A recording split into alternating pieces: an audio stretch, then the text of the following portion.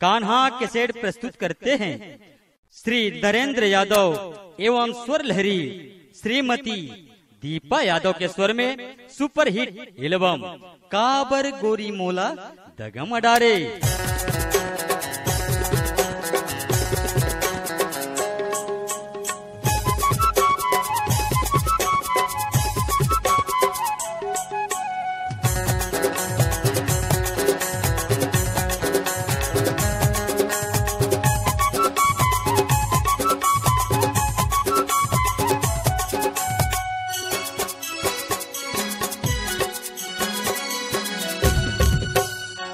भैया के सारी अटूरी मोर भैया के सारी अटूरी आए हवा चमर गाँव वो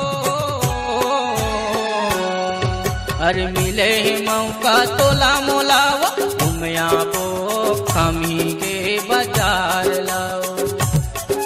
अरे मिले ही मौका तोला मोलावा घूमया वो खमी के बाजार लाओ।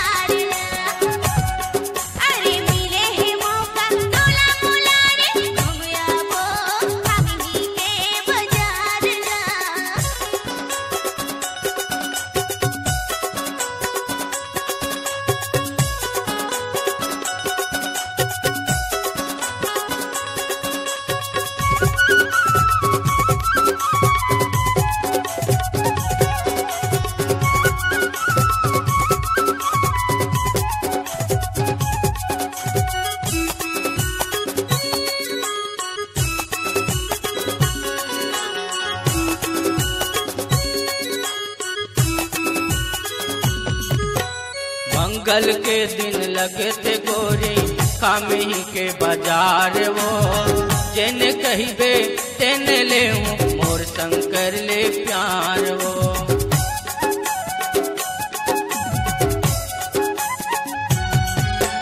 मंगल के दिन लगे थे गोरी खामी के बाजार वो जेन कहिबे तेन ले मोर शंकर ले प्यार वो। जेन कहिबे तेन ले मोर शंकर ले प्यार वो। मोर भैया के सारी अटोरी मोर भैया के सारी अटोरी आए हवा चमर गाँव वो हर मिले मौका तोला मोलावा घूमया वो कमी के बाजार लाओ। हर मिले मौका तोला मोलावा घूमया वो कमी के बाजार लाओ।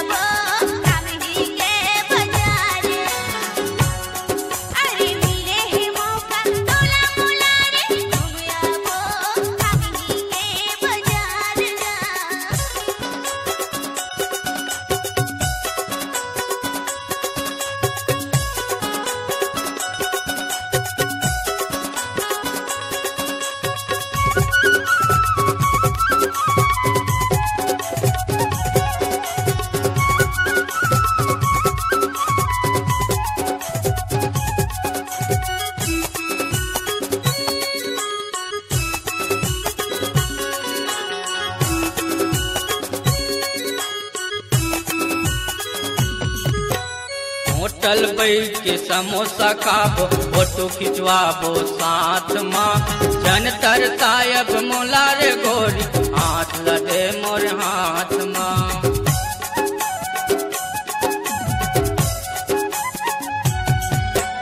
होटल बैठ के समोसा खाबो फोटो खिंचवाबो साथ माँ जन तरसायब मोला रे गोरी हाथ लदे मोर हाथ माँ जन तरसायब मोला रे बही हाथ लदे मोर हाथ माँ मोर भैया के सारी अटोरी मोर भैया के सारी अटोरी आए हवट हमर गाँव मबो कर मिले मौका तोला मोलावा घुमियाबो कमी के बाजार अरे मिले मौका तोला मोलावा घुमियाबो कमी के बाजार ला